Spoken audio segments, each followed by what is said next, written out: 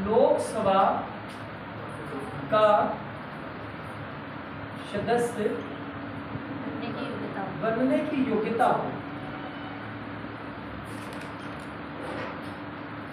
लोकसभा का सदस्य बनने की योग्यता हो, ये शर्तें हैं। इधर आप राष्ट्रपति बन सकते हैं, उसके लिए शर्तें, इतनी शर्तें हैं। क्या है? आप भारत के नागरिक होने चाहिए। दूसरी बात क्या है? आपकी उम्र 35 वर्ष से कम ना हो, ठीक है। आप पागल या दिवालिया ना हो, और लोकसभा का सदस्य बनने की आप योग्यता रखते हैं। आप राष्ट्रपति का चुनाव लड़ेंगे, जीत जाते हैं, आप भारत के राष्ट्रपति होंगे, ठीक है। अब बात करते हैं इसका जो निर्वाचन होगा, निर्वाचन मंडल द्वारा होता है। निर्वाचन मंडल और मत मूल्य पर मैंने चर्चा पिछली क्लास में की है। जब आप उम्मीदवार बनेंगे तो 50 प्रस्ताव और 50 अनुमोदक होने चाहिए। ये अलग अलग होने चाहिए, ये अलग अलग होने चाहिए, समझे। इधर जैसे आपने अपना उम्मीदवारी पेश की तो आपके साथ 50 लोग प्रस्तावक होने चाहिए और 50 अनुमोदक होने चाहिए, ठीक है। आप जमानत राशि कितनी है? 15,000 रुपये, ये होनी चाहिए आपके पास, ठीक है। आपका नामांकन हो गया, उसके बाद मतदान होगा। मतदान आपका जो है ईवीएम से मतदान नहीं होगा, मतदान बैलेट पेपर से होगा। जो बैलेट पेपर है वो कितने प्रकार का होगा? 2 प्रकार का होगा। एक होगा गुलाबी और एक होगा हरा। जो गुलाबी बैलेट पेपर है वो विधायक का होगा, और हरा बैलेट पेपर जो है सांसद का होगा, सांसद महोदय का होगा। इधर इसके साथ साथ में समझिए, इधर चुनाव हुआ, चुनाव हो जाने के बाद में, ठीक है, मतगणना हुई, आपको एक कोटा हासिल करना पड़ेगा। जैसे मैंने बताया था, पिछली क्लास में बताया था, शायद उदाहरण आपको दिया था। जैसे 1000 वैध मत पड़े हैं, आप छोटा सा चुनाव ले लीजिए, प्रधान का चुनाव ले लीजिए। 1000 वैध मत पड़े हैं, लड़ने वाले पता है, लड़ने वाले केवल 5 लोग हैं।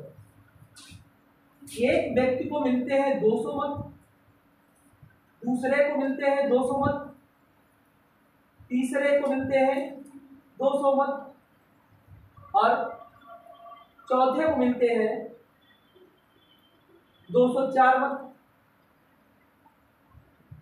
201 मत, ठीक है।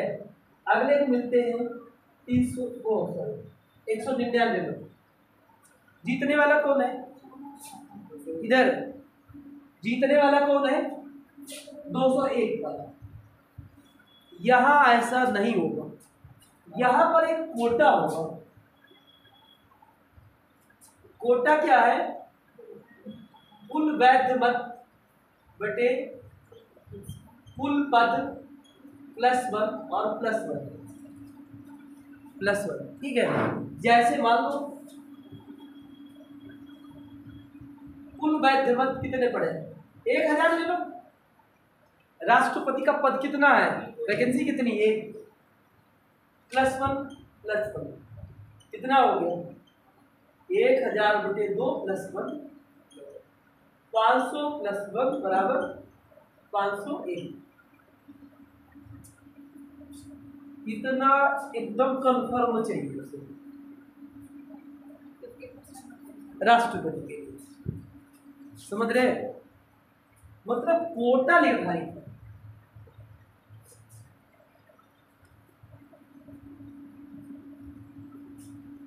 देखिए अनुच्छेद वो 59 उम्मीदवार के संदर्भ में कुछ विशेष शर्तें।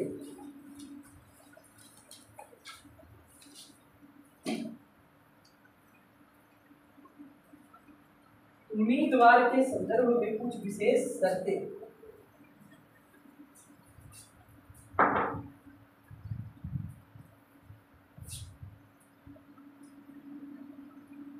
अगला लिखिए अनुच्छेद नंबर 60।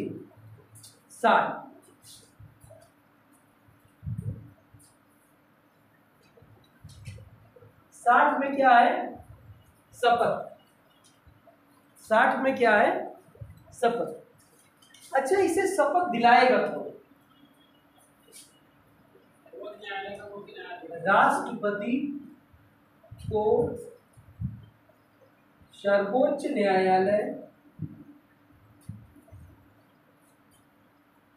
का मुख्य न्यायाधीश शपथ दिलाएगा। अगर वो नहीं है, वरिष्ठतम न्यायाधीश या उसके द्वारा कोई नियुक्त, ठीक है। दूसरी चीज, ये शपथ लेगा किसकी? जो शपथ लेंगे वो क्या शपथ लेंगे?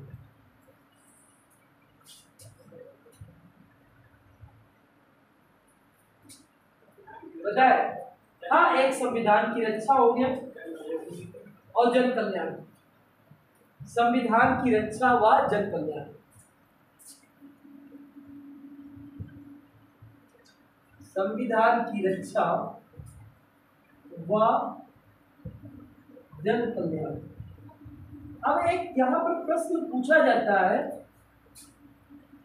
इसका उल्लेख क्या अनुसूची शेड्यूल 3 में है या नहीं? बताए? अनुसूची 3 में है कि नहीं?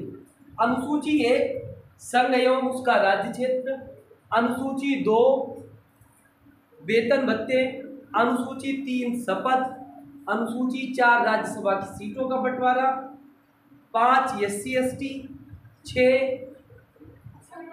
असम मेघालय त्रिपुरा मिजोरम, 7 विषयों का बंटवारा, 8 भाषा। जानते हैं? तो अनुसूची 3 में इसका उल्लेख है या नहीं?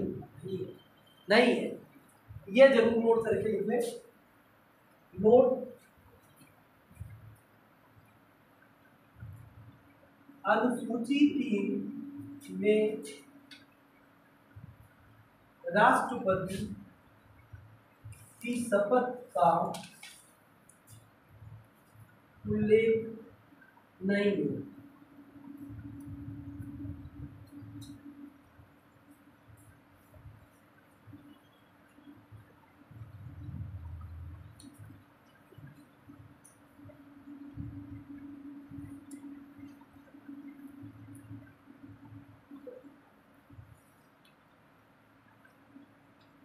हाँ जर पहले राष्ट्रपति डॉक्टर राजेंद्र प्रसाद। डॉक्टर राजेंद्र प्रसाद कहाँ के रहने वाले थे? बिहार के, ठीक है। दूसरे राष्ट्रपति डॉक्टर सर्वपल्ली राधाकृष्णन। राधाकृष्णन कहाँ के रहने वाले थे? तमिलनाडु के, सर्वपल्ली गांव को। तीसरे राष्ट्रपति नहीं, नोट कर लीजिए, ठीक है।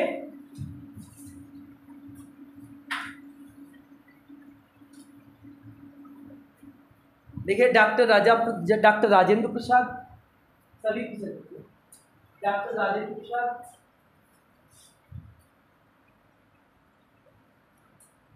कहाँ रहने वाले थे? बिहार।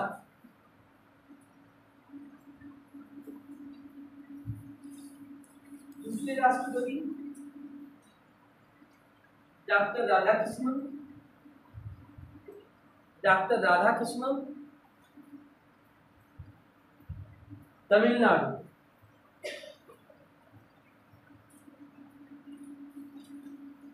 तीसरे राष्ट्रपति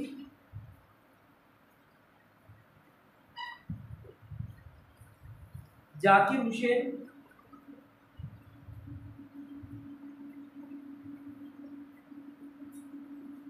आंध्र प्रदेश।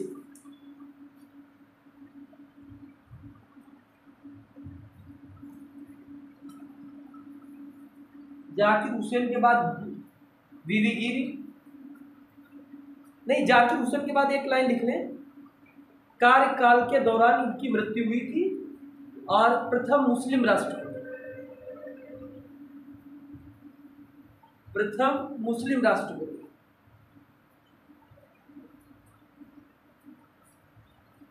डॉक्टर राधाकृष्णन के आगे लिख लें जरा, डॉक्टर राधाकृष्णन के आगे लिख लें, दार्शनिक राष्ट्रपति।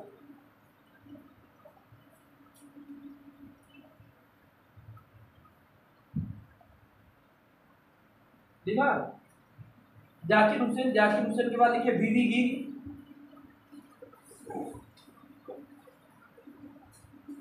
वीवी गिरी ओडिशा, वीवी गिरी से प्रश्न पूछा जाता है, ज्यादा तो लोग गलती करते हैं। वीवी गिरी से जो प्रश्न आता है वो पूछा जाता है द्वितीय चरण की मतगणना किसके समय में होती है। देखिए, वीवी गिरी के चुनाव में द्वितीय चरण की मतगणना हुई, द्वितीय चरण की मतगणना हुई तथा निर्दलीय चुनाव लड़े।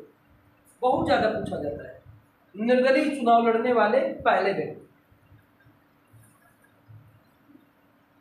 द्वितीय चरण की मतगणना हुई मतलब जैसे पहली बार में मिनिमम कोटा नहीं मिला इधर, जैसे अभी मैंने आपको बताया था, मान लेते हैं वैध मतों का, वैध मत कितने हैं इधर, हमारी बात समझे, वैध मत कितने हैं 1000, 1000 में कोटा कितना मिलना चाहिए 501। जब 501 नहीं मिला आपको, तब क्या करेंगे, तब आप द्वितीय चरण की मतगणना करवाएंगे, ठीक है। जब कोटा नहीं मिलता है, देखें फखरुद्दीन अली अहमद,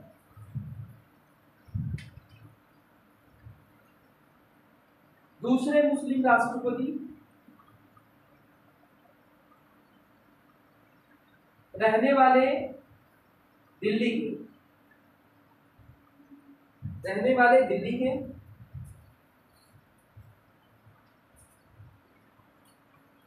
देखिए कार्यकाल के दौरान इनकी भी मृत्यु हुई।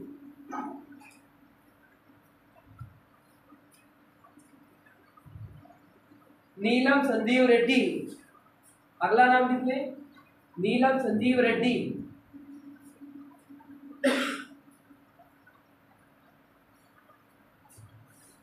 आंध्र प्रदेश के, और स्टार लगा के लिखिए निर्विरोध चुनाव जीतने वाले पहले में, मतलब इनके विपक्ष में कोई चुनाव नहीं लड़ा, निर्विरोध चुनाव जीतने वाले पहले व्यक्ति।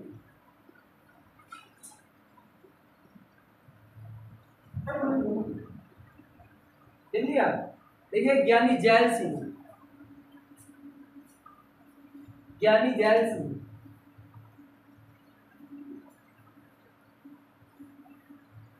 ज्ञानी जैल सिंह कहाँ के, पंजाब।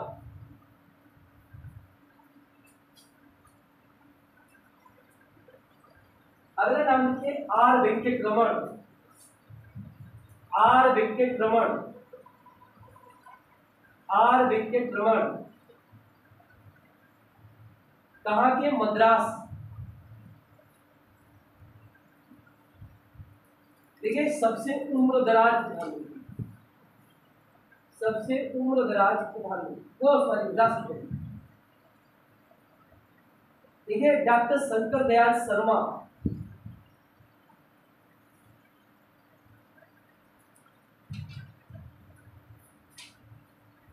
डॉक्टर शंकर दयाल शर्मा,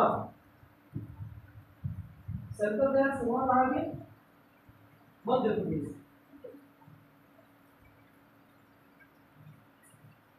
अगला नाम लिखिए के आर नारायण,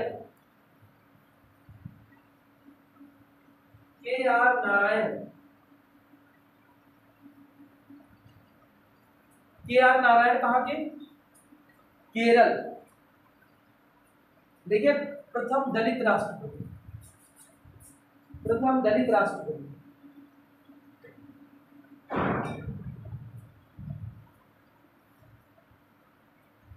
APJ अब्दुल कलाम।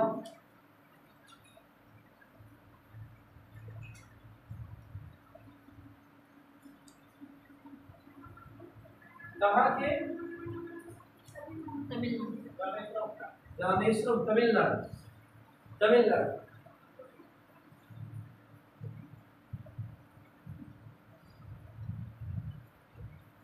कलाम के बाद देखिए प्रतिभा देवी पाटिल,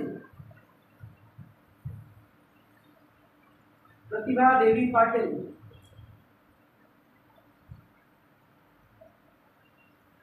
कहाँ से? महाराष्ट्र। प्रथम महिला राष्ट्रपति।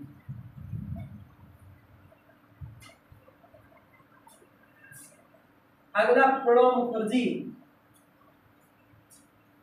प्रणब मुखर्जी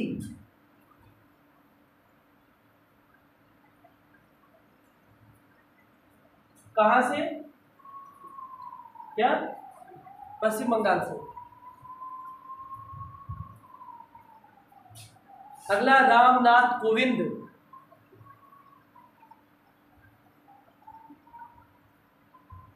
कहाँ से? उत्तर प्रदेश, कानपुर देहात।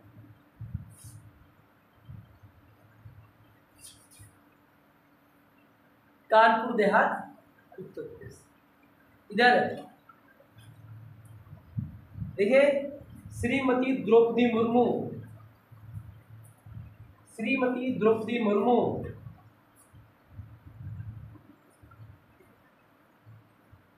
द्रौपदी मुर्मू कहाँ से?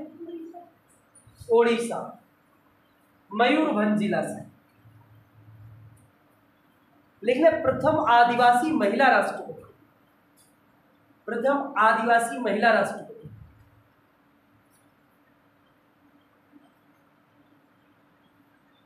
प्रथम आदिवासी महिला राष्ट्रपति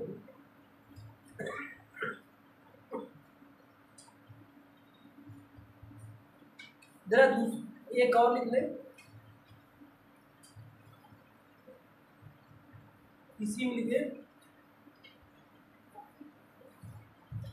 दूसरी महिला राष्ट्रपति, प्रथम आदिवासी महिला राष्ट्रपति। वैसे क्या कह सकते हैं आप? दूसरी महिला राष्ट्रपति। पहली कौन सी है? प्रतिभा देवी पाटिल। जरा एक बार बिना देखे बताए, इधर सभी लोग, इधर पीछे एक बार बिना देख के बोले। प्रथम डॉक्टर राजेंद्र प्रसाद, कहाँ से? थोड़ा दिमाग प्रेशर डालने, देखे ना इधर, एक बार आप लिख चुके हैं, जिसे एक बार व्यक्ति देख लेता पहचान जाता है, और ये आपके भविष्य से संबंधित है, तो इसे तो आपने एक बार देखा ही है। तो पहले राष्ट्रपति डॉक्टर राजेंद्र प्रसाद, बिहार से। दूसरे राधा कृष्ण, तमिलनाडु से। तीसरे जाकिर हुसैन, आंध्र प्रदेश से। कार्यकाल के दौरान मृत्यु डॉक्टर राधा कृष्णन, दार्शनिक, ठीक है। उसके बाद चौथे वीवी गिरी। वीवी गिरी कहाँ से? उड़ीसा से। द्वितीय चरण की मतगणना हुई तथा निर्दलीय चुनाव लड़े। देखिए वीवी गिरी के बाद में पांचवें फखरुद्दीन अली अहमद। फखरुद्दीन अली अहमद कहाँ से? दिल्ली। कार्यकाल के दौरान उनकी मृत्यु हुई। फखरुद्दीन अली अहमद के बाद में नीलम संजीव रेड्डी, कहाँ से?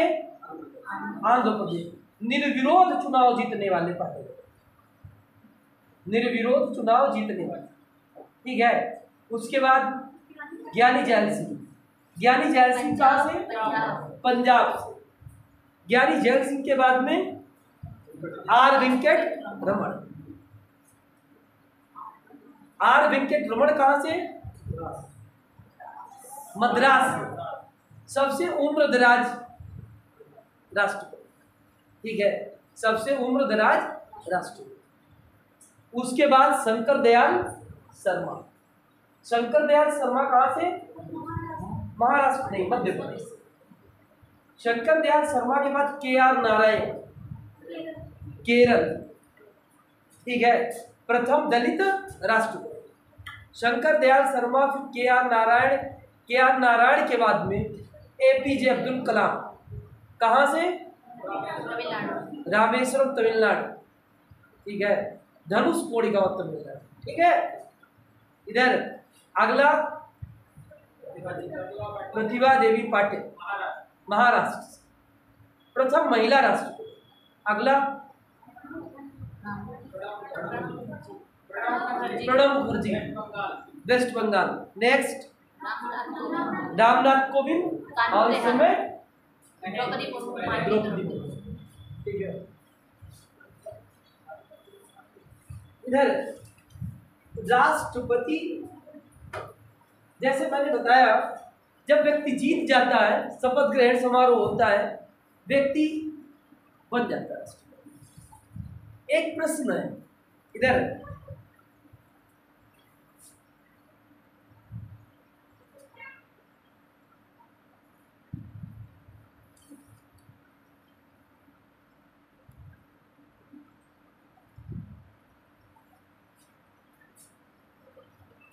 क्या कोई राष्ट्रपति अपने कार्यकाल के दौरान न्यायालय गया है? न्यायालय जा सकता है? जा सकता है। इधर राष्ट्रपति अपने कार्यकाल के दौरान जो है न्यायालय जा सकता है। न्यायालय से अगर सम्मन जारी हुआ और उसके कार्य जो ऑफिस है, ऑफिस से परामर्श करके 2 मंथ के बाद एक डेट फिक्स की जाएगी जिसमें राष्ट्रपति को जाना पड़ेगा। ठीक है, क्या एक प्रश्न हो सकता है, क्या कोई राष्ट्रपति गया है? हाँ, वीवी गिरी गए। वीवी गिरी, एक बार ऐसा था जब उनके संबंध में केस चल रहा था। देखिए, उम्मीदवारी के संदर्भ में एक केस हो गया था। सुप्रीम कोर्ट जो है राष्ट्रपति के निर्वाचन संबंधी विवादों को हल करता है। इधर अनुच्छेद नंबर 71,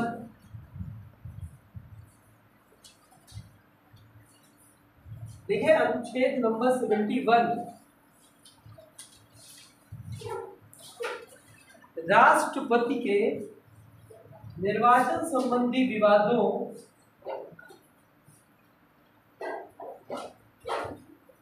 का हल सुप्रीम कोर्ट करेगा।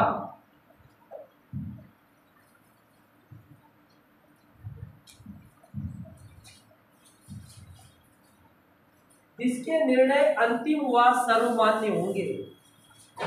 जिसके निर्णय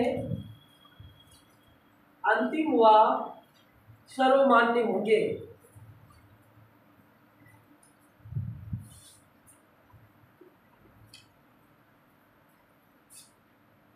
अभी तक कितने लोगों के निर्णय जो है वो चैलेंज किए गए सुप्रीम कोर्ट में? एक तो जाकिर हुसैन,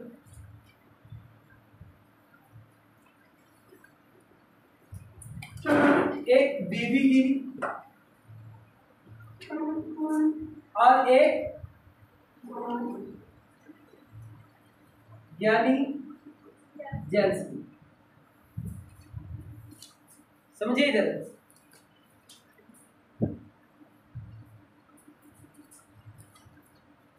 जाकिर हुसैन के निर्वाचन के संदर्भ में केस हुआ सुप्रीम कोर्ट में, बीबी गिर के निर्वाचन के संदर्भ में केस हुआ और ज्ञानी जैन सिंह के निर्वाचन के संदर्भ में केस किया। सुप्रीम कोर्ट ने तीनों के निर्वाचनों को वैध माना। इनका भी निर्वाचन वैध माना, इनका भी निर्वाचन वैध माना, इनका भी निर्वाचन वैध माना। इधर क्या सुप्रीम कोर्ट के आदेश पर निर्वाचन में हुई धांधली के आधार पर किसी राष्ट्रपति को हटाया जा सकता है भारत में? बताइए। इधर प्रश्न है, इधर सुप्रीम कोर्ट द्वारा निर्वाचन के दौरान हुई खरीद विरोध के कारण राष्ट्रपति का निर्वाचन रद्द किया जा सकता है।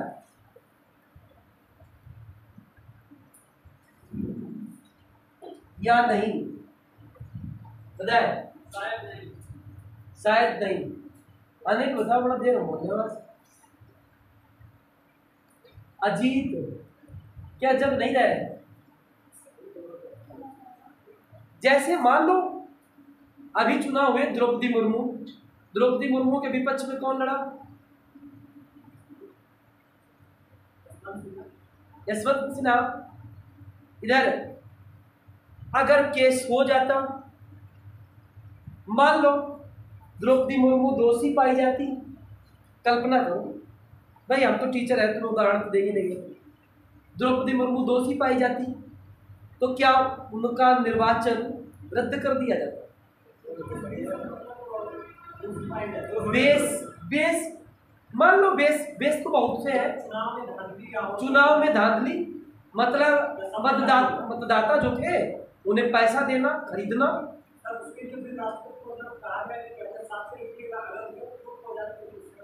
नहीं, मतदाताओं को खरीदना, पैसे बांटना। साबित हो जाए तो रद्द किया जाएगा। इधर साबित हो जाए तो रद्द कर दिया जाएगा, मतलब द्रौपदी मुर्मू का निर्वाचन रद्द हो जाएगा, जबकि वो शपथ ले चुकी है। इधर जबकि वो शपथ ले चुकी, सुप्रीम कोर्ट का मुख्य न्यायाधीश ने उन्हें शपथ दिला दी।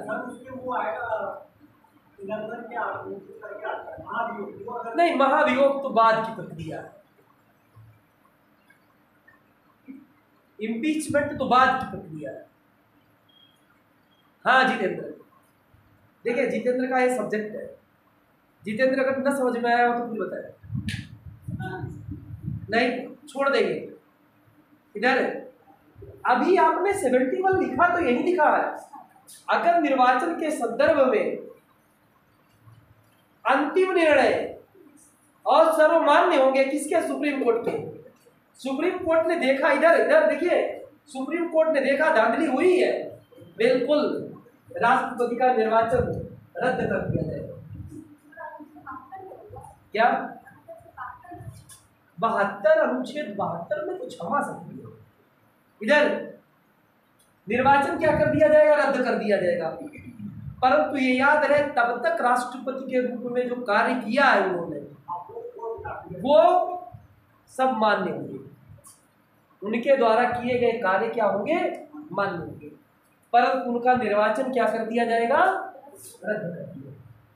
अब ये प्रश्न होता है, अगर कोई शिकायत करना चाहे तो कितने लोग, कितने उम्मीदवार अगर शिकायत करना चाहे, उम्मीदवार शिकायत कर सकता है, ठीक है, मतदाता शिकायत कर सकता है, और कोई शिकायत कर सकता है।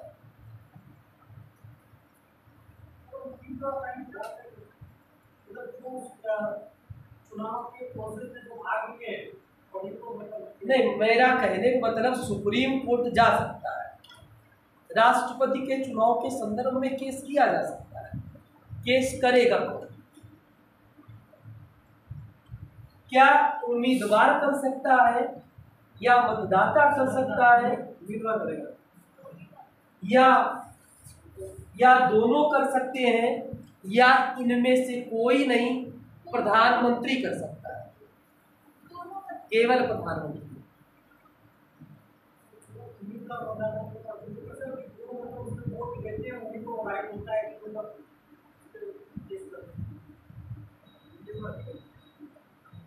देखिए इधर समझिए, यहाँ पर केस कर सकता है, उम्मीदवार कर सकता है, और मतदाता भी केस कर सकते हैं।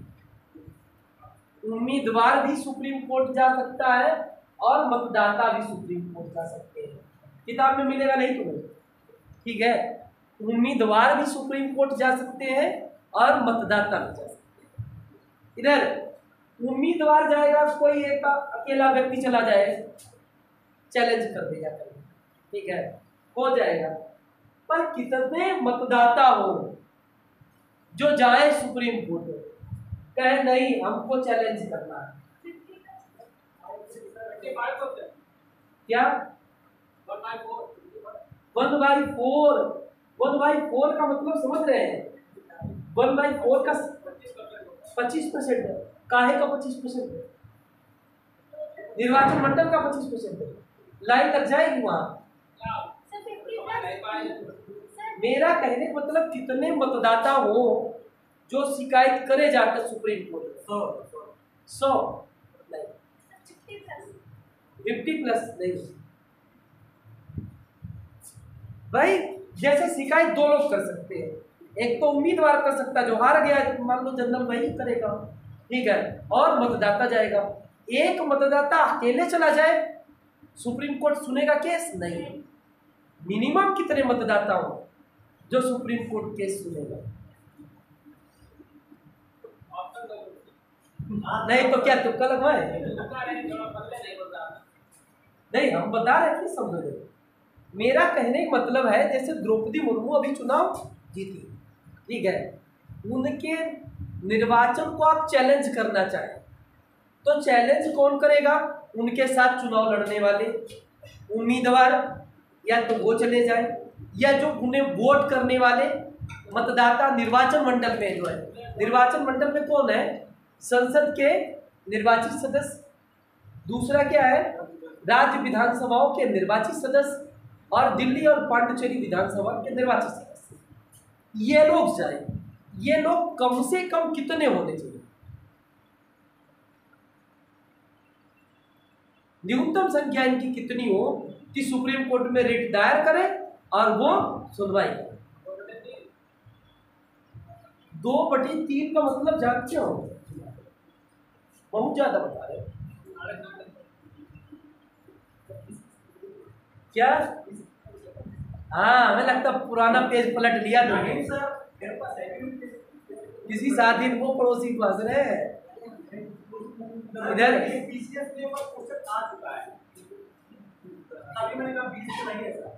न्यूनतम उम्मीदवार को, न्यूनतम मतदाता कितने होने चाहिए? 20। देख लीजिए, न्यूनतम मतदाता कितने होने चाहिए? 20। दिए जाते हैं क्या? क्या कहते हैं? हाँ, 20। न्यूनतम कितने होने चाहिए? 20। सर ज्यादा से ज्यादा नहीं, ज्यादा से कितने चले जाए, न्यूनतम इधर। अच्छा एक बात बताओ, कितने, जैसे मैंने तुम्हें बताया लोकपाल 7 साल से ऊपर अगर पुराना कोई केस है सुनेगा नहीं, ठीक है। ये अगर कब तक जाए कि सुप्रीम कोर्ट इनका केस ले ले, कितने समय के बाद सुप्रीम कोर्ट केस लेगा? नहीं। हम सही जगह पहुंच गए पक्का एकदम, ठीक है। 30 दिन, 30 दिन नोट कर लें। देखिए सुप्रीम कोर्ट में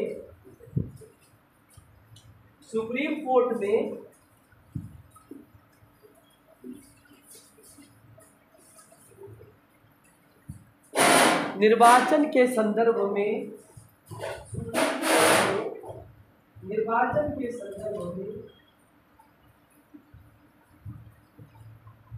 30 दिन के अंदर केस करना है। 30 दिन के अंदर केस करना है।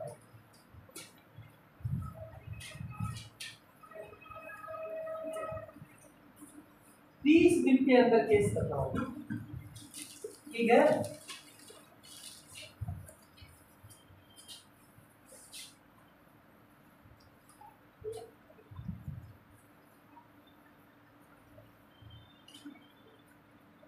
अच्छा, राष्ट्रपति का पद कितनी प्रकार से रिक्त हो सकता है?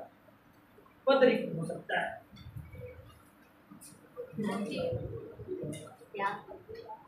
हाँ, पद कितनी तरीके से रिक्त हो सकता है?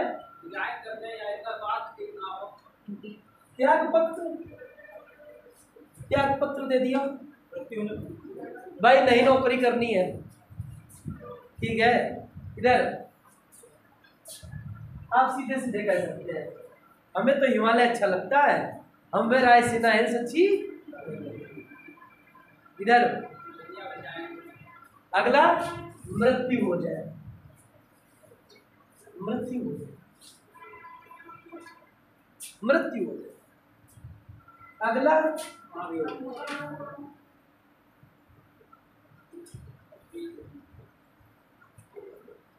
महावीर। देखिए ये कंडीशन ऐसी है,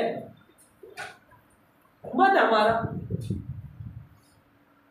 बिल्कुल नहीं, अब आज से ये सब काम बंद है, हम जा रहे हैं, हमें हरदोई नहीं रहना, मुझे गांव में एक कुटिया बनाना। अरे आपके जो है अभी पेपर में निकला था, आप लोगों ने नहीं देखा होगा, आरबीआई के पूर्व गवर्नर उर्जित पटेल, सुना है ना, उर्जित आर पटेल, उनके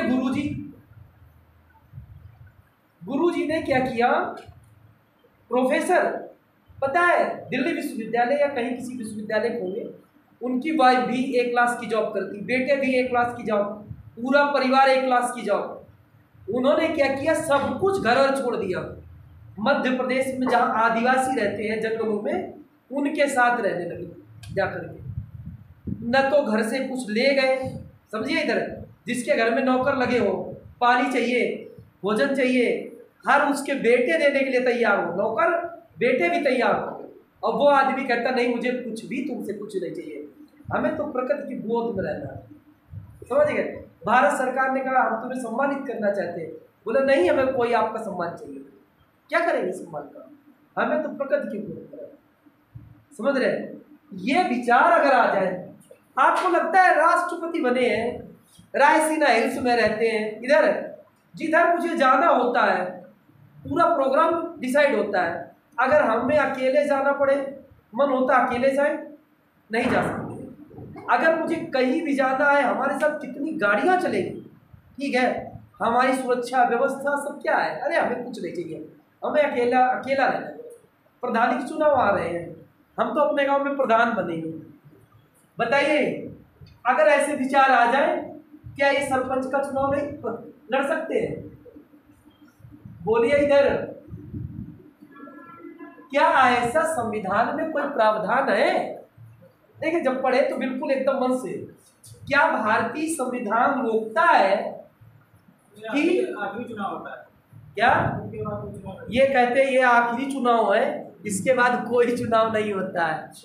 भाई इधर हमारी बात समझो, इधर रामनाथ कोविंद का मन हुआ, अब चलो कोई बात नहीं, क्या नहीं बने, राज्यपाल भी बने, राष्ट्रपति भी बने, अरे एक छोटा सा छूट गया, क्या उम्मीदवार, क्या वो कम से कम क्या पर्चा नहीं भर सकते सरपंच के लिए? भर सकते हैं, बिल्कुल सही है।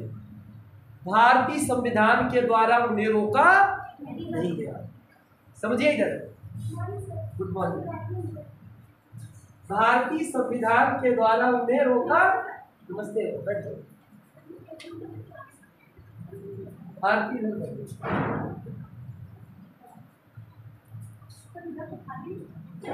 हाँ बैठो,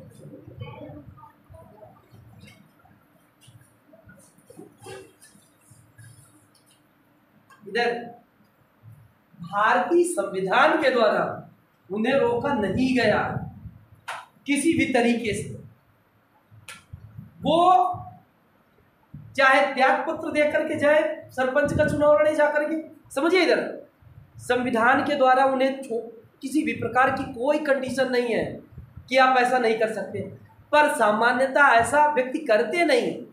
जैसे आप किसी विद्यालय के प्रिंसिपल हैं, रिटायर हो गए, उसी विद्यालय में चपरासी की वैकेंसी है, क्या अप्लाई करेंगे? नहीं अप्लाई करेंगे, कहेंगे स्वाभिमान के खिलाफ है, ठीक है, ये स्वाभिमान के खिलाफ है, ऐसा किया नहीं जाएगा इनके द्वारा।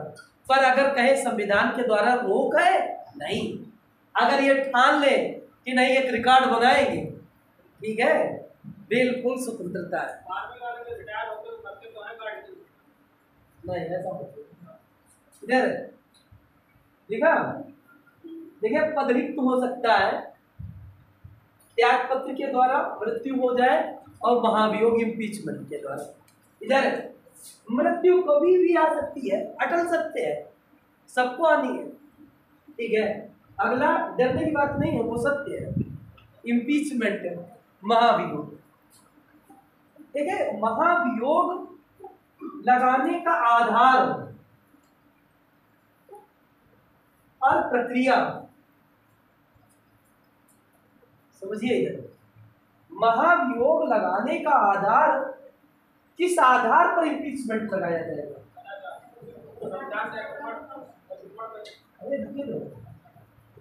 लगाने का आधार और प्रक्रिया कैसे लगाया जाएगा, कैसे लगाया जाएगा, ये किस अनुच्छेद में है और ये किस अनुच्छेद में है? जरा आप बताओ दिवेंद्र, ये किस अनुच्छेद में, ये किस अनुच्छेद में?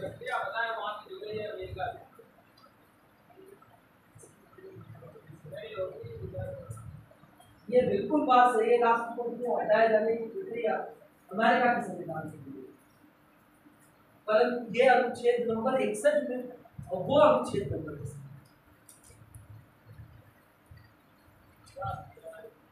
बताइए, मदद करिए। अरे हम तो कहेंगे 61 के अंदर होगा, 80 क्यों जाएंगे? हाँ बोलिए, हमें पता है आपको बहुत तेज पढ़ता जा रहा है क्या?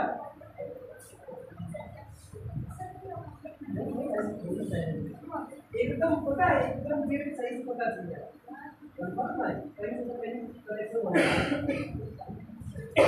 बताइए इधर, जो आधार होगा, बेस किस आधार पर लगाया जाएगा, किस अनुच्छेद में? प्रक्रिया होगी, वो किस अनुच्छेद में? बताइए आप, नहीं पता, ठीक है। अनुच्छेद 56 और 61 नोट कर लो। अनुच्छेद 56 और अनुच्छेद 61।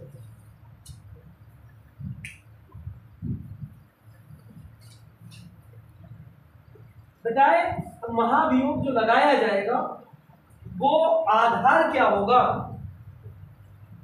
संविधान का उल्लंघन करना।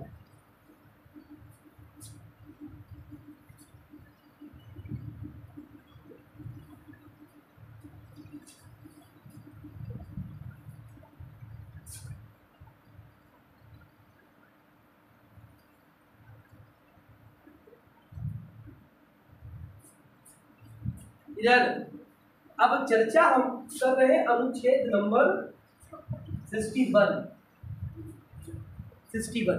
प्रक्रिया। इम्पीचमेंट, देखिए सच पूछो तो इम्पीचमेंट केवल राष्ट्रपति पर ही लगाया जाता है, अन्य पर नहीं। इम्पीचमेंट शब्द का प्रयोग ही नहीं करते, ठीक है। अनुच्छेद नंबर 61, जो 61 है, इसमें कहा गया है इम्पीचमेंट सबसे पहले किस सदन में शुरू होगा? सदन 1 और सदन 2। देखिए सदन 1 सदन 2 दो सदन है। शुरुआत कहां से होगी? किसी भी सदन से, किसी भी सदन से शुरुआत होगी, और जहां शुरू होगा, इधर जहां शुरू होगा उसे सदन 1, अगला वाला सदन दूसरा सदन। इधर समझिए, इधर जहां से शुरुआत होगी वो पहला सदन, और उसके बाद राष्ट्रपति को हटाए जाने के लिए अगला सदन क्या होगा? जो जांच करेगा, वो दूसरा सदन। पहले सदन में कोई भी हो सकता है, चाहे राज्यसभा हो या लोकसभा हो। यहां भी चाहे राज्यसभा हो या लोकसभा हो, कोई भी सदन हो सकता है। समझिए हमारी बात, कोई भी सदन हो सकता है, कंफर्म है, हटाए जाने के समय। अब हमको ये बताएं, जैसे ये सदन है, इस सदन ने बिल पास कर दिया, जैसे पेश किया गया, 14 दिन पहले सूचना दी गई राष्ट्रपति को, ठीक है, और पेश किया गया, यहां 2/3 बहुमत से क्या हुआ, पास हो गया। इस सदन ने क्या किया, राष्ट्रपति पर लगे हुए आरोपों की जांच की। यहां पर राष्ट्रपति स्वयं या अपना प्रतिनिधि भेज सकता है जवाब देने के लिए।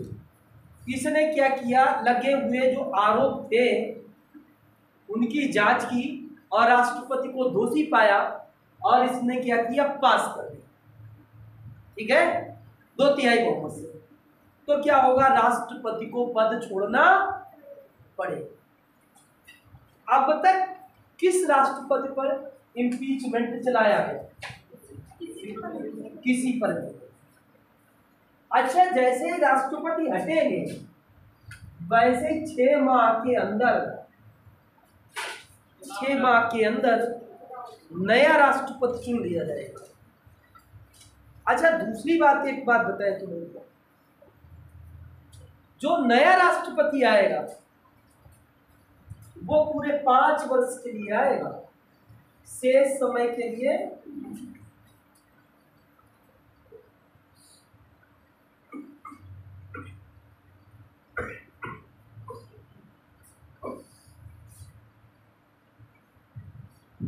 जो नया राष्ट्रपति होगा वो शेष समय के लिए नहीं आएगा, वो पूरे के पूरे 5 साल के लिए आएगा। जैसे तुम एक प्रधानी के चुनाव देखते हो, प्रधानी के चुनाव में क्या होता है, जैसे किसी प्रधान का निधन हो गया,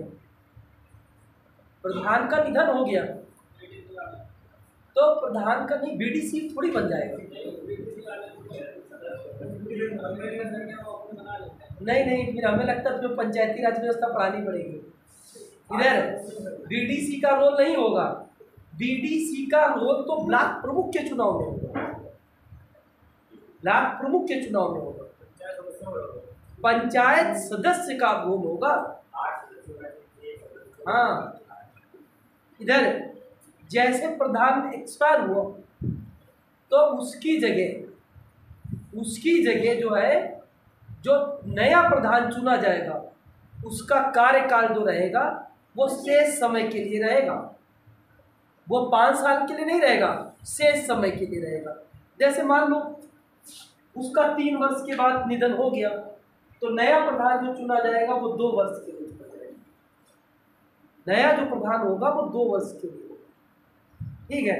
पर राष्ट्रपति के लिए ऐसा नहीं है, वो क्या रहेगा, पूरे बताए ना, पूरे 5 वर्ष के लिए। अगर उसके कार्यकाल में सिर्फ 6 महीने या कुछ ही महीने बचे हैं तो नहीं, अगर उसके कार्यकाल के जैसे मान लो 6 महीने बचे हैं, ठीक है, मान लेते 6 महीने बचे हैं, निधन हो गया, जैसे निधन होगा वैसे ही भारत का उपराष्ट्रपति राष्ट्रपति बन जाएगा, भारत का उपराष्ट्रपति राष्ट्रपति बन जाएगा, ठीक है। अब तो कार्य चल ही रहा है और तुरंत का तुरंत संसद क्या करेगी, चुनाव करा देगी। संसद क्या करेगी, चुनाव करा देगी। चुनाव प्रचार के लिए समय कितना दिया जाता है, चुनाव प्रचार का समय कितना है, वह 6 महीने तुम्हें प्रचार होगा और 6 महीने में चुनाव कंप्लीट कैसे हो जाएगा। उम्मीदवार को, बहुत बढ़िया पूछा तुमने, उम्मीदवार को प्रचार का समय, वेरी गुड, तुमने क्वेश्चन पूछा, सबको जानकारी मिल रही है। प्रचार का समय कितना मिलेगा, बोलिए। नहीं, वो तो बात सही है तुम्हारी, नहीं, मैंने कहा चुनाव प्रचार बंद होगा, चुनाव समाप्त होने के 48 घंटे पहले प्रचार बंद होगा। अन्य चुनाव में यहाँ है आप चुनाव प्रचार करेंगे, आप उम्मीदवार हैं, मान लो आपके पिताजी उम्मीदवार हैं, आप प्रचार तो करेंगे, आपको प्रचार करने के लिए निर्वाचन आयोग कितना समय देगा? क्या? अरे गजब, बिल्कुल सही है। इधर 2 सप्ताह, इधर नोट कर लीजिए, सही लाइन पकड़े एकदम, कहीं ना कहीं से पूरी जानकारी आ रही है।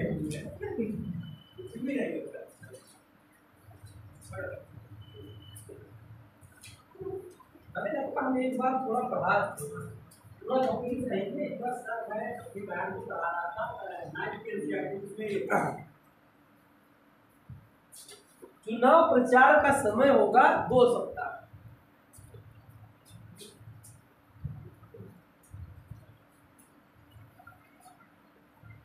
ठीक है, हमने आपको इम्पीचमेंट भी बता दिया, ठीक है।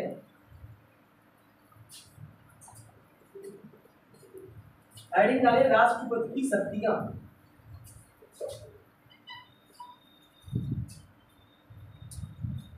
राष्ट्रपति की शक्तियां,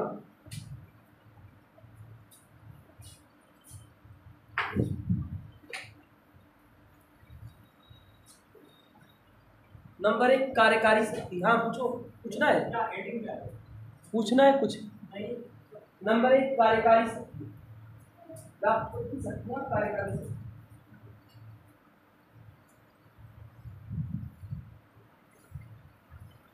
कार्यकारी शक्ति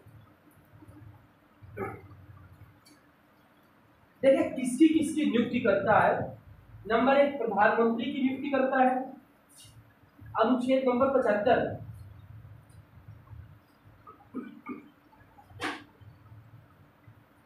प्रधानमंत्री की नियुक्ति करता है, वह प्रधानमंत्री की सलाह पर प्रधानमंत्री की सलाह पर अन्य मंत्रियों की नियुक्ति करता है।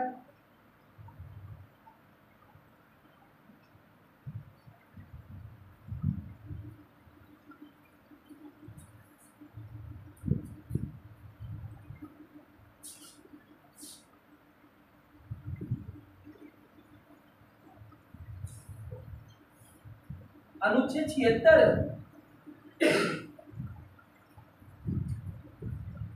ठीक है, किसकी नियुक्ति करता है? महान्यायवादी की नियुक्ति करता है। राष्ट्रपति महान्यायवादी की नियुक्ति करता है।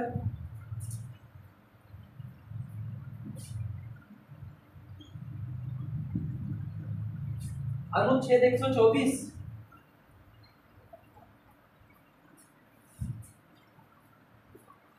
अनुच्छेद 124 सुप्रीम कोर्ट के न्यायाधीशों की नियुक्ति करता है। सुप्रीम कोर्ट के न्यायाधीशों की नियुक्ति करता है।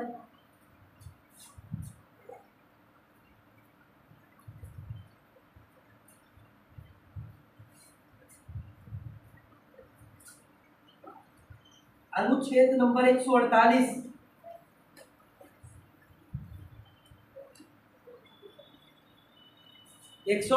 में किसकी नियुक्ति है?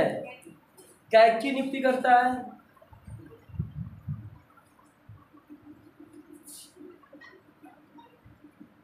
एक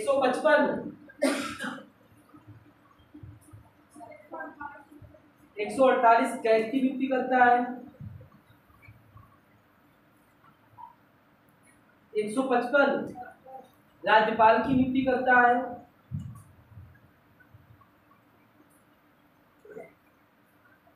217 हाई कोर्ट के न्यायाधीशों की नियुक्ति करता है। अनुच्छेद 280 नहीं, चुनाव आयोग, वित्त आयोग, वित्त आयोग, वित्त आयोग के अध्यक्ष व सदस्यों की नियुक्ति करता है।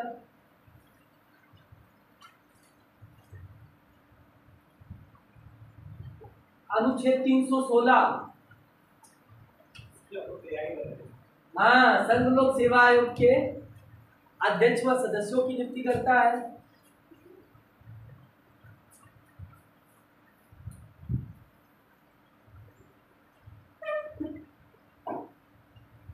अनुच्छेद नंबर 324 मुख्य चुनाव आयुक्त व अन्य चुनाव आयुक्तों की नियुक्ति करता है।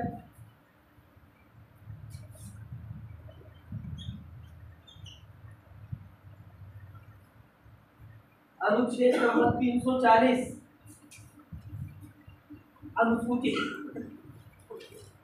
अनुसूचित जाति व अनुसूचित जनजाति आयोग के अध्यक्ष व सदस्यों की नियुक्ति करता है।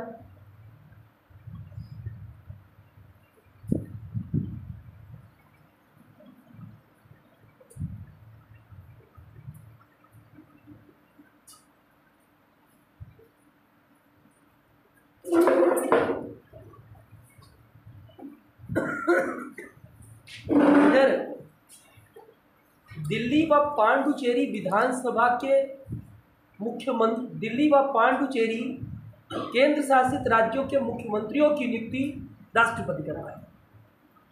देखे ना, इधर इधर एक मिनट सुन लें।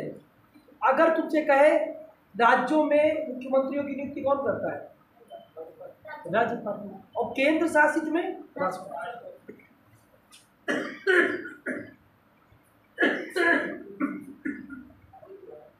ठीक है, दिल्ली व पांडिचेरी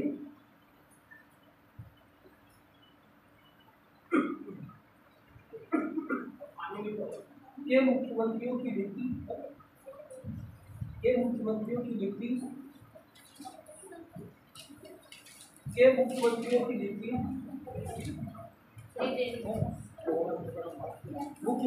नियुक्ति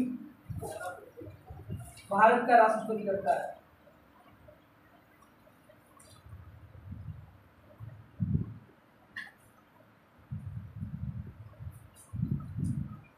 देखिए, राजदूतों की नियुक्ति भी भारत का राष्ट्रपति करता है। राजदूतों की नियुक्ति भी भारत का राष्ट्रपति करता है। अनुच्छेद 344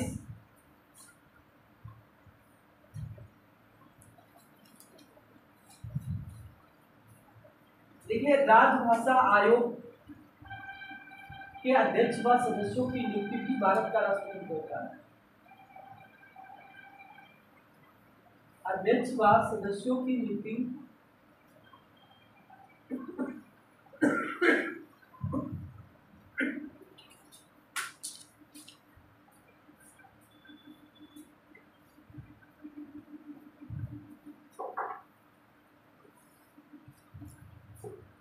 भी कौन करता है?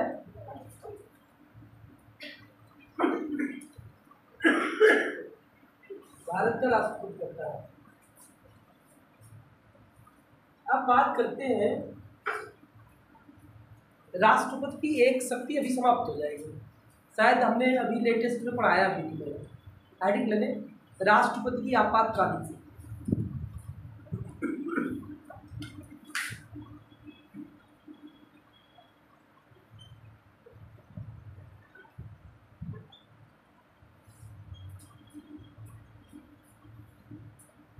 पढ़ाया भी है इधर। जैसे आपातकाल का उल्लेख भारतीय संविधान के भाग नंबर किस भाग में है? 20 में संविधान संशोधन है, 18 में। ठीक है। अच्छा, हम लोग क्या करते हैं, ज्यादातर टीचर क्या करता है, अनुच्छेद 352 356 अनुच्छेद 360 पढ़ाता है, यही पढ़ाता है। टोटल अनुच्छेद कोई बताता। आज समझिए जरा, 2 मिनट तक रोक दीजिए। अनुच्छेद 352 इसे राष्ट्रीय आपातकाल कहते हैं।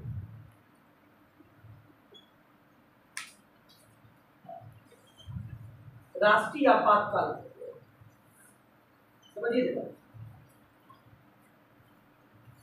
अनुच्छेद 352 किस आधार पे लगाया जा सकता है? आधार क्या होगा? आधार कोई आक्रमण कर दे, कोई देश आक्रमण कर दे। दूसरा कारण क्या होगा? अरे कोई भारत पे आक्रमण कर दे, क्या? सशस्त्र विद्रोह,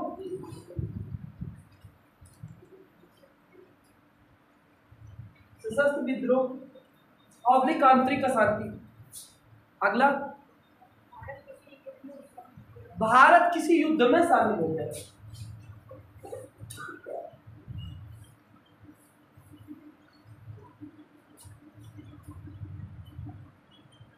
शामिल हो जाए या आक्रमण कर दे। ये कहो हम आक्रमण नहीं करते, देखिए आक्रमण करना कभी अपनी रक्षा में आक्रमण करना पड़ता है। बांग्लादेश जो था ना, बांग्लादेश, इसका नाम पहले पूर्वी पाकिस्तान था, समझिए ना।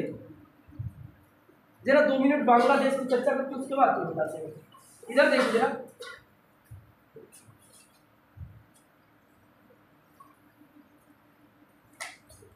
जरा, कल्पना करना। इधर पहले ये इधर ये पहले पूर्वी पाकिस्तान था और ये पश्चिमी पाकिस्तान। 2 पाकिस्तान थे, इसका नाम पश्चिमी पाकिस्तान, इसका नाम पूर्वी पाकिस्तान। लोग चर्चा करते थे, कभी कभी सुना होगा, अगर गांधी जी रहते तो एक रोड दे दिया जाता गलियारा, लोग सीधे इधर से उधर जाते। मान लो हरदोई के आगे से गुजरता तो तुम्हें बॉर्डर भी क्रॉस करना पड़ता आगे जाने के लिए, समझ रहे? तो फिलहाल गांधी जी नहीं रहे, लोगों के ऐसे लोग हंसी के तौर पे भी कह देते हैं। तो यहाँ से यहाँ जाने के लिए एक रास्ता दे देते, फिलहाल ऐसा कुछ नहीं हुआ। यहाँ जो है, यहाँ न तो पार्लियामेंट की, न तो प्रधानमंत्री आवास है और न तो राष्ट्रपति आवास, ठीक है। जितना जो भी है राजनीतिक है या न्यायपालिका से संबंधित जो भी मुख्यालय थे सब यही थे, यहाँ नहीं था। यहाँ के लोग ज्यादा गरीब थे, यहाँ के लोग ज्यादा अमीर थे, समझिए। कंडीशन ऐसी थी, 1970 में चुनाव हुई और चुनाव में यहाँ का लड़ने वाला एक व्यक्ति शेख मुजीबुर रहमान चुनाव जीता। यहाँ भी उसे ज्यादा सीट मिली, यहाँ भी सीट ज्यादा मिली। तुम्हारे यहाँ का प्रधानमंत्री चाहे वो उत्तर प्रदेश का बने, चाहे गुजरात का बने, चाहे केरल का बने, कहीं का भी बन सकता है, कहीं का भी बन सकता है कि नहीं बन सकता है। चाहे वो अंडमान निकोबार द्वीप समूह का बने, कहीं का बन सकता है। इन्होंने क्या किया, कहा नहीं इधर का कोई नहीं बनेगा, जो बनेगा वो इधर का ही बनेगा। तो शेख मुजीबुर रहमान जो है, जो चुनाव जीते थे, उन्होंने विरोध किया। जनता ने देखा बहुमत किसके साथ में है, शेख मुजीबुर रहमान के साथ में। जनता जब विरोध करने लगी तो पाकिस्तान ने सैन्य शासन लागू कर दिया, मार्शल लॉ लागू कर दिया, तख्ता पलट वाली कंडीशन हो गई। यहाँ खान ने शक्ति अपने पास में ले ली। होता क्या है पता है, इसी दौरान एक घटना घटित होती है कि सेना जब आती है पूर्वी पाकिस्तान में और पाकिस्तानी सैनिकों ने जब बांग्लादेश कहे या पूर्वी पाकिस्तान के लोगों को जब मारना शुरू कर दिया, तो वो लोग जो कमजोर थे वो भागने लगे और ये सब भागने लगे।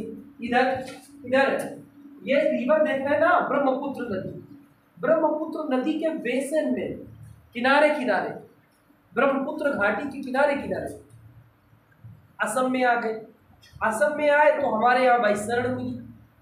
जैसे अभी तुम्हारे घर हम पहुंचे, कहे शिवेंद्र भूख लगी है खाना खिलाओ, भाई तुम खाना खिलाओगे। 2-3 लोग पहुंचे, क्या पूरी क्लास लेकर के पहुंचे, तो खाना न तो तुमको मिलेगा ना हमें मिलेगा। माँ तुमको भी मारेगी, कहेगी भाई जहाँ जाना है जहाँ खिलाना चाहो बाहर खिलाओ जाकर, घर में कुछ नहीं। एक लिमिट, जैसे ठंडक में हम आ गए, ठंडक में इतनी रजाई इतने लोगों की व्यवस्था घर में नहीं होगी सबको रहने के लिए। तो बिल्कुल वही कंडीशन हमारे यहाँ, हम सबको थोड़ी रख लेते। इंदिरा गांधी ने बहुत बार कहा, पता है, इंदिरा गांधी ने जनरल से बहुत बार कहा कि ऐसा न करे, हम लोग पाकिस्तान पर आक्रमण करें। बहुत बार ये कहा। ऐसा नहीं कि हम आक्रमण नहीं कर सकते, हम आक्रमण कर सकते अगर कोई हमें परेशान करेगा। अगर कोई बार बार, देखो ना, पाकिस्तान से आतंकवादी घटनाएं होती रहती थी, होती थी कि नहीं होती थी? क्या उसका जवाब मिला कि नहीं मिला? Surgical strike. उसके बाद भी पाकिस्तान नहीं सुधरा, उसके बाद जवाब मिला एयर स्ट्राइक मिला। सुधरा कि नहीं सुधरा? तो ये सोचिए कुछ जवाब उसको नहीं दिया जाएगा, नहीं, हम अपनी सुरक्षा के लिए आपको जवाब देंगे। तो इसके आधार कितने हो सकते हैं? आधार हो सकते हैं 4। या तो कोई हम पर आक्रमण कर दे, या हम आक्रमण कर दे, या आंतरिक अशांति सशस्त्र विद्रोह। अगला आक्रमण क्या? हम किसी युद्ध में 2 लड़ रहे हैं, यूक्रेन रूस लड़ रहा है, हम उसमें क्या हो जाए शामिल। अब समझिए जरा, ये लगेगा बिना संसद की अनुमति के अधिकतम कितने दिन तक रह सकता है?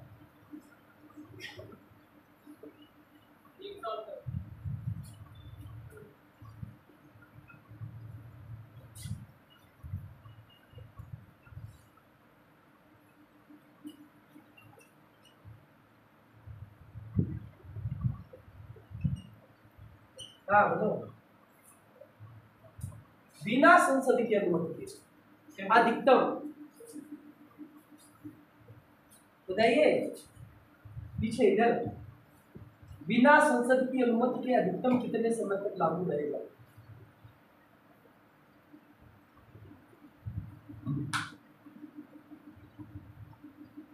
नहीं क्या विकल्प दे दे? 2 माह।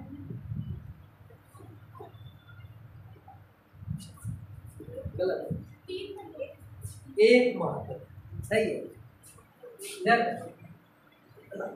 1 माह। अगर 1 माह के अंदर संसद ने अनुमति दी तो इसे बढ़ाया जा सकता है। कितने समय के लिए? 6 माह। और बार बार अनुमति देते हुए इसे अनंत काल तक बढ़ाया जा सकता है। ठीक है, हमारे देश में हुआ 1962 से लेकर के 1968 तक, 1971 से लेकर के 77 तक, 1975 से क्या 77 तक लगाया गया। अब होता क्या है, अगर जैसे लगाया गया, सबसे पहले राष्ट्रपति अनुच्छेद नंबर इसके लिए 358 पर सिग्नेचर करता है। राष्ट्रपति सबसे पहले 358 पर सिग्नेचर करता है और 358 को ओके करता है। 358 जैसे ओके करेगा वैसे 19 अनुच्छेद क्या हो जाता है? समाप्त नहीं होते मूल अधिकार कभी, निलंबित हो जाता है। वैसे क्या होता है? 19 निलंबित हो जाता है। अगर स्थिति कंट्रोल में नहीं है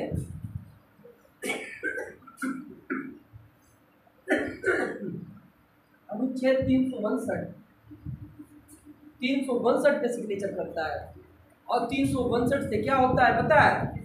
केवल आपको 20 और 21 मिलेंगे और शेष जितने हैं सब निलंबित हो जाते हैं। 20-21 मिलेगा, शेष सभी निलंबित हो जाते हैं। अब होता क्या है, इसी दौरान मोरारजी देसाई की सरकार आई। उन्होंने 44वां संविधान संशोधन किया। तो उन्होंने आंतरिक अशांति के आधार पर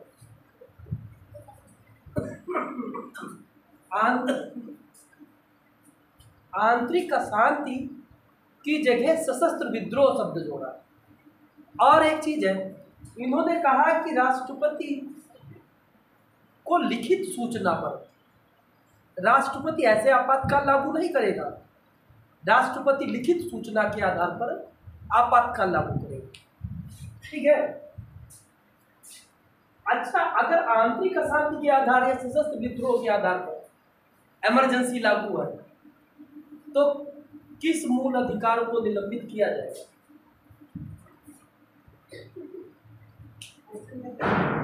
अगर आंतरिक अशांति या सशस्त्र विद्रोह के आधार पर इमरजेंसी लागू है तो किस मूल अधिकार को निलंबित किया जाएगा?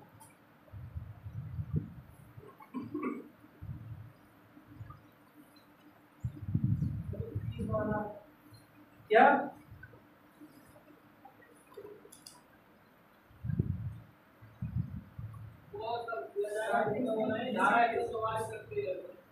कहाँ चले गए? आईपीसी सीआरपीसी का क्या मतलब है?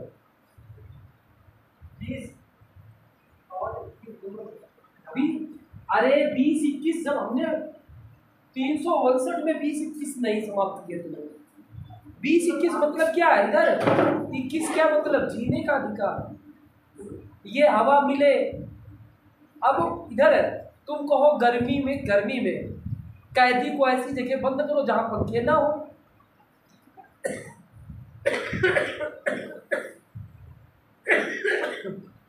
तो उसे क्या जीने का अधिकार के तहत क्या हवा नहीं चाहिए?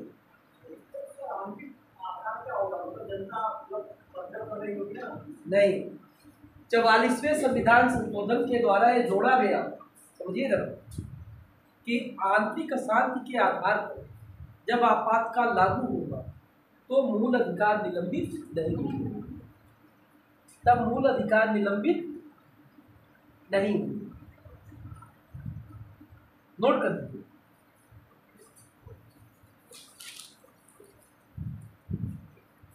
नोट कर लेंगे या बोले? नोट कर लिया? लिखे अनुच्छेद नंबर 352 राष्ट्रीय आपातकाल। बिना संसद की अनुमति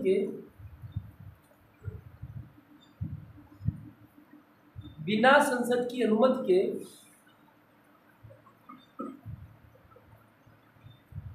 अधिकतम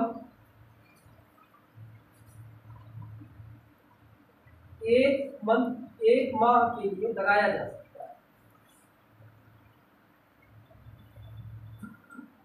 एक माह के लिए लगाया जा सकता है।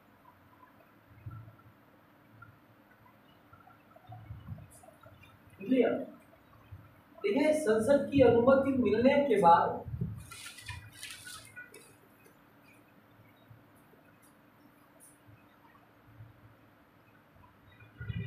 उसे 6 माह तक लागू रखा जाएगा।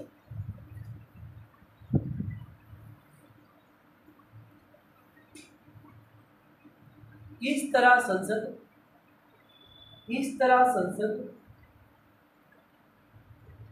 6 माह के बाद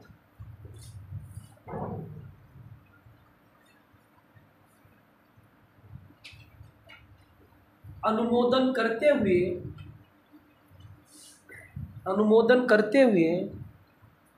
राष्ट्रीय आपातकाल को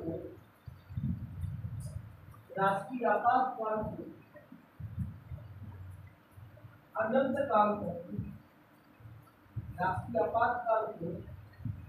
काल तक लागू रख सकती है।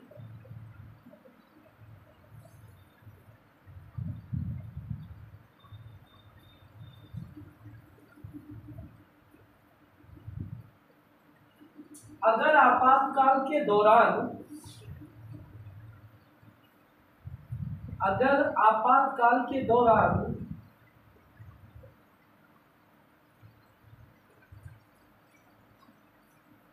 लोकसभा भंग हुई है, जैसे लोकसभा भंग हो गई, या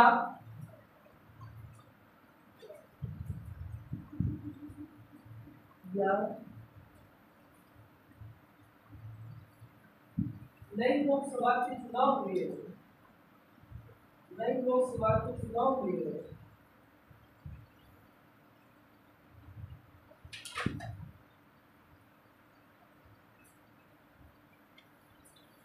तो नई लोकसभा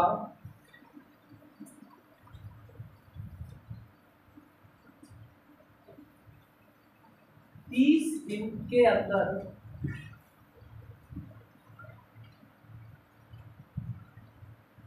आपातकाल को अनुमोदन देगी, आपातकाल को अनुमोदन देगी।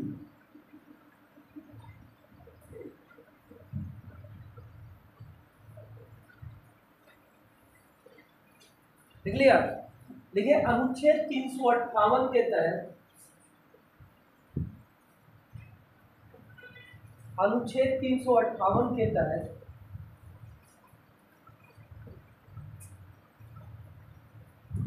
अनुच्छेद 19 निलंबित होता है, अनुच्छेद 19 निलंबित होता है।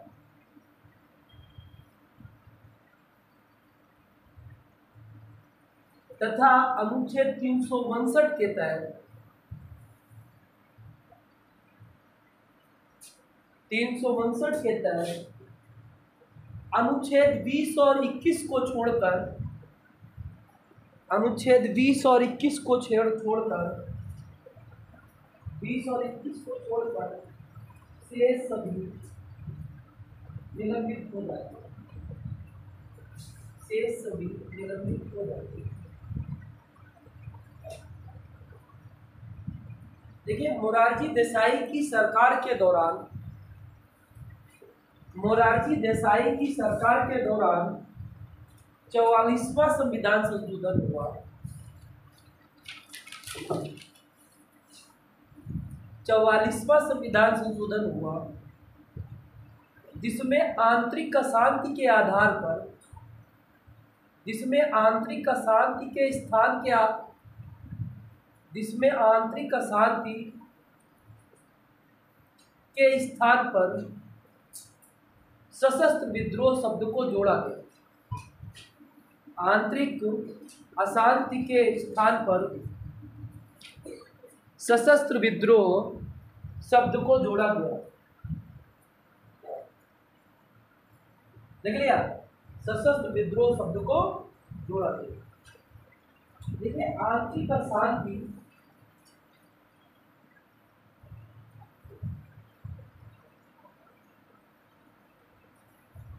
के आधार पर लागू आपातकाल के दौरान, लागू आपातकाल के दौरान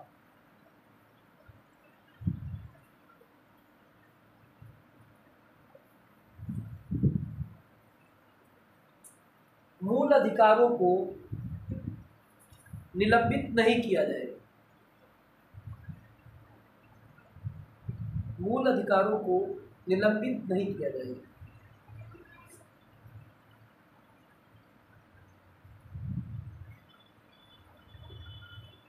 जरा नोट कर ले, पहली बार लगा 1962 से 68 तक, दूसरी बार लगा 1971 से 77 तक, और तीसरी बार लगा 75 से 77 तक, 75 से 77।